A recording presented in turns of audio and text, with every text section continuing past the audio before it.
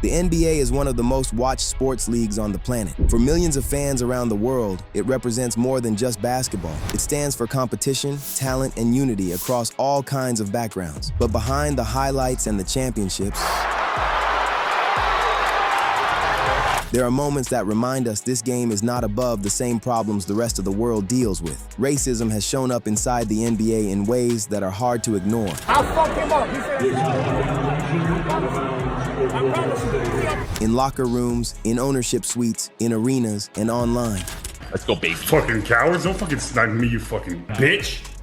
Today, we are going to talk about the cases that were real, documented, and proven. My theory is that the black crowd scared away the white. No speculation, no rumors, just what actually happened and what followed. Let's start with Meyers Leonard. If you were on social media in March 2021, you probably saw the clip. Leonard, a center playing for the Miami Heat at the time, was live streaming himself playing Call of Duty, Warzone on Twitch. He got frustrated during the game and, in a moment of rage, let's go, baby. Fucking cowards, don't fucking snipe me, you fucking bitch. Used an anti-Semitic slur clearly enough for his viewers to hear. The video spread almost immediately. Within hours, it had gone completely viral. Leonard posted an apology on Instagram that same day. He said he did not know the full meaning of the word at the time and admitted his ignorance was not a valid excuse. But the fallout was already moving fast. 3 of his gaming sponsors, Origin PC, Astro Gaming, and Scuff Gaming, all cut ties with him the same day. FaZe Clan, the esports organization he had invested in, also ended its content creator relationship with him. The Miami Heat told him to stay away from the team while the NBA opened a formal investigation. Commissioner Adam Silver came out quickly with a strong statement. He called Leonard's comment inexcusable and hurtful and made clear that such language had no place in the NBA or in society. The league then handed down its punishment. Leonard was suspended for 1 week from all team facilities and fined $50,000, the maximum the league's rules allowed for that type of violation. He was also required to complete a cultural diversity program as a condition of his return. The consequences did not stop there. On March 17, 2021, the Heat traded Leonard to the Oklahoma City Thunder. The Thunder made clear immediately he would not join the team or participate in any basketball activities. He was released just 8 days later on March 25th. A shoulder injury had already kept him off the court for the rest of that season, but the bigger reality was that his NBA future now hung in serious doubt. Leonard spent close to 2 years outside the league. During that time, he worked to make things right. He visited Holocaust survivors in South Florida, sat down with rabbis and community leaders, participated in events with the Anti-Defamation League, and ran basketball camps for Jewish children. He described the incident publicly as the biggest mistake of his life. In February 2023, he returned, signing a 10-day contract with the Milwaukee Bucks. His first game back was against the Miami Heat, the same team that had traded him away 2 years before. But what Leonard did was only the beginning of what we needed to talk about, because just over a year later, a very different kind of controversy shook the league. And this time, it did not come from a moment of anger during a video game. It came from a deliberate post on social media by one of the most recognizable players in the world. Brooklyn Nets star Kyrie Irving, in October 2022, posted a link on Twitter to a film titled Hebrews to Negroes, Wake Up, Black America. The documentary had already been widely condemned for containing anti-Semitic material, including Holocaust denial and conspiracy theories targeting Jewish people in deeply harmful ways. Irving had over 4 million followers on Twitter at the time. When he shared the link, the film shot up the Amazon charts almost overnight. The response came fast. Nets owner Joe Tsai said publicly he was disappointed and called the film full of anti-Semitic disinformation. The Anti-Defamation League, the NBA, and the Brooklyn Nets all issued statements condemning the post. Irving was given multiple chances in press sessions to clearly state he had no anti-Semitic beliefs and to offer an unqualified apology. Each time, he stopped short. At one point, he told reporters he could not be anti-Semitic because of where he came from. That response only made things worse. After Irving refused again to directly address the content of the film during a media session on November 3rd, 2022, the Nets made their move. They suspended him without pay for at least 5 games and said he was currently unfit to be associated with the Brooklyn Nets. New this morning, Kyrie Irving finally makes an apology over his social media post about an anti-Semitic movie. Hours after the announcement, Irving posted an apology on Instagram, writing that he was deeply sorry for the hurt caused to Jewish families and communities. But by then, the suspension had already been issued. Irving was fined $500,000. Shortly after, Nike stepped in. The company had partnered with Irving since 2014 and paid him a reported $11 million a year in endorsements. Nike suspended its relationship with him and canceled the planned release of his next signature shoe, the Kyrie 8. For a player who had built a significant part of his brand around that shoe line, it was a serious blow. Irving eventually met with Commissioner Adam Silver, had conversations with Jewish community leaders, and was cleared to return to the court after missing 8 games. But the questions about the incident and whether he ever fully addressed the content of the film itself followed him well beyond the suspension. What made this case significant was the platform. Irving was not a fringe figure. He was one of the most talented and recognizable players in the world. And when someone with millions of followers promotes harmful content, even without using a slur, the real-world impact on people is just as real. The league made that clear. But for many, the damage had already been done the moment the link went up. And as significant as what players do can be, the people who own teams carry their own kind of power and their own history. Because in 2014, the NBA was forced to deal with one of the most damaging racism scandals in the history of professional sports. And it did not come from a player. It came from the man who owned the team. Donald Sterling had been the owner of the Los Angeles Clippers since 1981. He had a long and troubled reputation behind the scenes, including federal lawsuits tied to racial discrimination in his real estate businesses. But none of that had ever forced the league to act until a recording surfaced that nobody could ignore. In April 2014, a private conversation between Sterling and his girlfriend was released to the celebrity news outlet TMZ. In the recording, Sterling could be heard telling her not to bring black people to Clippers games and not to be seen associating with them publicly. He specifically referenced basketball legend Magic Johnson, upset that she had been photographed with him. The recording went public on a Saturday. By Tuesday, the NBA had already reached its decision. Commissioner Adam Silver held a press conference and announced the strongest punishment available to him. Sterling was banned from the NBA for life. He could no longer attend any games, visit any team facility, or be involved in any business or player decisions involving the Clippers. He was fined $2.5 million, the maximum the league's rules allowed at the time. Silver then called on the other NBA owners to vote on forcing Sterling to sell the team, which required a 3/4 majority. Sterling acknowledged it was his voice on the recording. The reaction across the basketball world was swift. LeBron James said there was no room for Sterling in the league. Clippers players briefly considered boycotting their playoff game against the Golden State Warriors before deciding to dump their warm-up jerseys at center court in protest. Pre-game, and from the LA Clippers, practice jerseys inside out, hiding the team logo, then tossed on the ground. Sponsors including CarMax, Mercedes-Benz, and Virgin America announced they were pulling their partnerships with the team. Even President Barack Obama called the remarks incredibly offensive. Sterling fought the process in court, but ultimately the sale went through. In May 2014, his wife Shelley negotiated the sale of the Clippers to former Microsoft CEO Steve Ballmer for $2 billion. The NBA's Board of Governors approved it in August 2014, officially ending Sterling's 33-year ownership. What made this case historic was the speed and the unity behind it. Silver had been commissioner for just a few months, and his response sent a message the league had never sent so clearly before. This behavior would cost you everything. But it turned out Sterling was not the only owner keeping something hidden that year.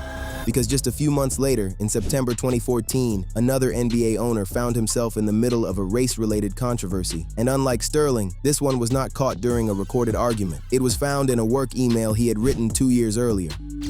Bruce Levinson had been the controlling owner of the Atlanta Hawks since 2004. In August 2012, he wrote an email to team president Danny Ferry about why the Hawks were struggling to sell season tickets. That email sat quietly inside the organization for 2 years until it was uncovered during an internal investigation the team launched over separate racially charged remarks made by Ferry on a scouting conference call. The contents of Levinson's email were difficult to defend. He wrote that the Hawks fan base was too heavily black, and that this, in his theory, was scaring away suburban white fans and making it harder to sell season tickets to white corporate buyers. My theory is that the black crowd scared away the whites, and there are simply not enough affluent black fans to build a significant season ticket base. He noted that the cheerleaders were black, the music was hip-hop, and the in-arena experience was not appealing to what he described as a 40-year-old white male demographic. He wrote that he had asked team executives for white cheerleaders, pushed for different music, and complained that the kiss cam reflected the wrong racial balance in the audience. Levinson self-reported the email to the NBA in July 2014, before the investigation was finished. He described the contents as inflammatory nonsense and said he was angry with himself for writing it. In September 2014, he announced he would sell his controlling interest in the Hawks. Commissioner Silver commended him for coming forward while making clear the views in the email were entirely unacceptable and contrary to the core values of the league. The team was sold to businessman Tony Ressler for $850 million in 2015. What sets this case apart from Sterling's is how it looked from the outside. There was no leaked tape, no public confrontation, no prolonged fight. Levinson came forward, admitted fault, apologized, and stepped away. But the email itself tells a story worth sitting with. He was not shouting slurs in a private argument. He was an executive writing what he thought was a rational business analysis. And in doing so, he revealed that race was being used as a filter for deciding whose presence in the arena was worth more than someone else's. That kind of thinking, arriving not in a burst of anger, but in a calm email sent late at night, is its own form of racism, and it had been sitting inside the organization for 2 full years before it ever came to light. The league had dealt with 2 ownership scandals in the same calendar year, but in 2022 it would be forced to do it again, and this time, the behavior had reportedly been going on for nearly 2 decades.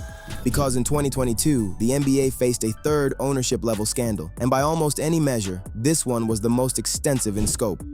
Robert Sarver had owned the Phoenix Suns and the WNBA's Phoenix Mercury since 2004. In November 2021, ESPN published an investigation based on interviews with more than 70 current and former team employees, describing a workplace shaped by racism, misogyny, and bullying across his years as owner. Sarver denied most of the allegations through his legal team. The NBA commissioned an independent investigation by the law firm Wachtell, Lipton, Rosen, and Katz to determine what had actually happened. The results were released in September 2022. The investigation covered 320 interviews and more than 80,000 pages of emails, texts, and documents spanning 18 years of ownership. The report stated that Sarver had used a racial slur on at least 5 separate occasions during his tenure, even after both black and white employees told him directly he should not be using that word. The investigation also found demeaning language toward female employees, including telling a pregnant staff member she would not be able to do her job after becoming a mother. There were findings of inappropriate sexual comments, repeated bullying through yelling and cursing at staff, and a consistent pattern of behavior suggesting Sarver operated as though the normal rules of professional conduct did not apply to him. The NBA's punishment came down in September 2022. Sarver was suspended for 1 year, barred from all NBA and WNBA facilities and events, and fined $10 million, the maximum allowed under league rules. The fine was to be donated to organizations addressing race and gender-based issues. He was also required to complete a workplace conduct training program. The reaction from the players was sharp. LeBron James posted that the league had gotten it wrong. Chris Paul, who was playing for the Suns at the time, also spoke out. Many pointed to the clear contrast between a 1-year ban for 18 years of documented misconduct and the lifetime ban Sterling received in 2014. PayPal, a Suns sponsor, publicly applied pressure.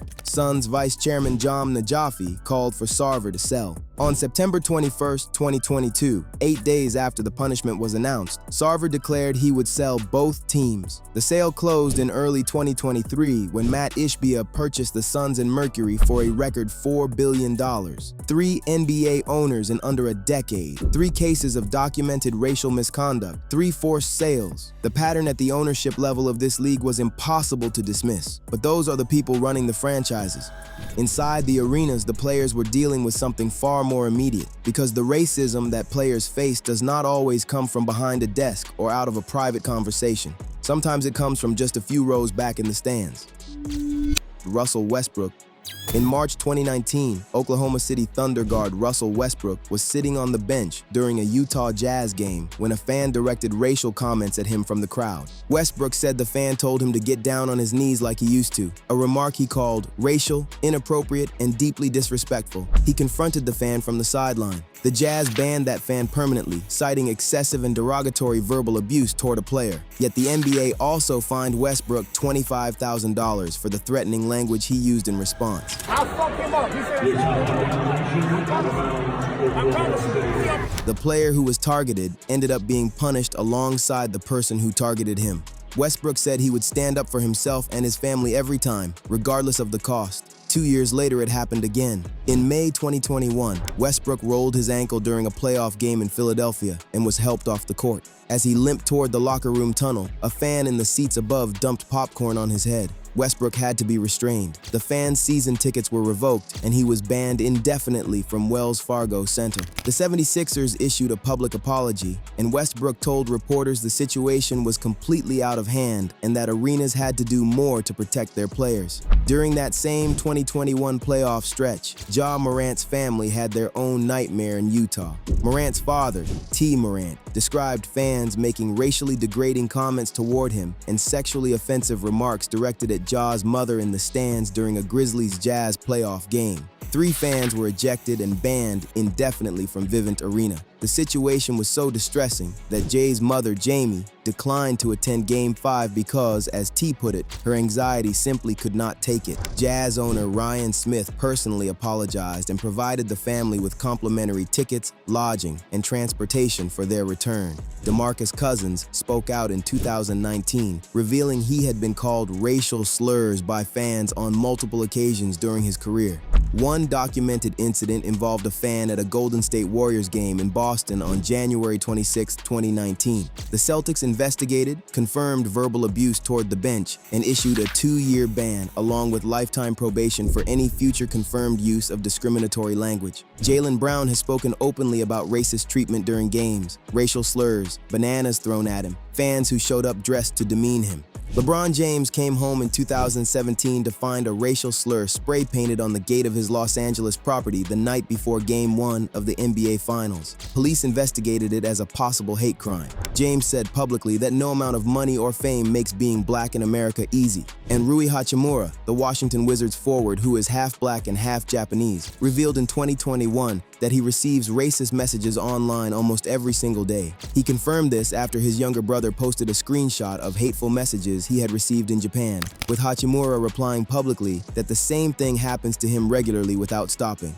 These are not isolated stories. They are part of something much larger, a pattern embedded deep in the sport itself. Because when you step back and look at everything together, what you find is not just a series of incidents. What you find is a pattern that has existed in this league from the very start. When black players first entered the NBA in the 1950s, there was an unofficial quota system operating quietly among team decision makers. Teams would rarely put more than 2 or 3 black players on a roster at a time, operating on the belief that too many black players would drive away white fans and hurt the bottom line. Even the players who made it onto rosters were steered towards specific roles. Black players were expected to rebound, defend, and handle the physical, thankless work. Scoring, starring, being the face of the franchise. Those opportunities were largely reserved for white players. The talent was there from day one. The opportunity was carefully controlled. Over time, the skill of black players could not be held back. But decades later, studies began revealing that the structural problems had not disappeared. They had simply become harder to see. A 2020 study found that black players in the NBA earned roughly 15% less than white players with equivalent performance numbers. The gap was not explained by what happened on the court. It showed up even after controlling for production, role, and statistics. Research published in Social Forces found that black bench players, who make up a significant share of NBA rosters, had approximately 30% greater odds of being cut from the league than white players performing at the same level. Researchers suggested that off-court perceptions, things like team chemistry and personality fit, may be consistently benefiting white players in ways that have never been rigorously examined. Then there is the 2014 referee bias study conducted by researchers at BYU and the University of Pennsylvania. After analyzing years of NBA game data, they found that players received fewer fouls called against them on nights when their race matched that of the officiating crew. The effect appeared equally across referees of all racial backgrounds. It was classified as implicit bias, unintentional but real and measurable. The findings were peer-reviewed and published in a respected economics journal after surviving significant initial pushback. And then there is the bubble study from 2024. During the 2020 season, the NBA played games inside a controlled environment with no fans present. Researchers studying the performance data found that black players performed measurably better without live audiences compared to their white counterparts. The study suggested that the chronic pressure of performing in front of predominantly non-black crowds, including the racial hostility that can come from those crowds, has a real and documented effect on how black athletes play. It pointed to something many players have likely felt throughout their careers, long before any research confirmed it. From the unofficial quotas of the 1950s and 1960s, to the documented wage gap, to referee bias, to the bubble data, these are patterns. And the fact that researchers are still studying them today tells us the conversation is far from over. What happens on an NBA court has never been just a basketball story. It has always been a human one. Which of these cases hit you the hardest? Let us know your thoughts in the comment section. And before you leave, don't forget to like this video and subscribe to Hoops Rivals so you don't miss the next ones.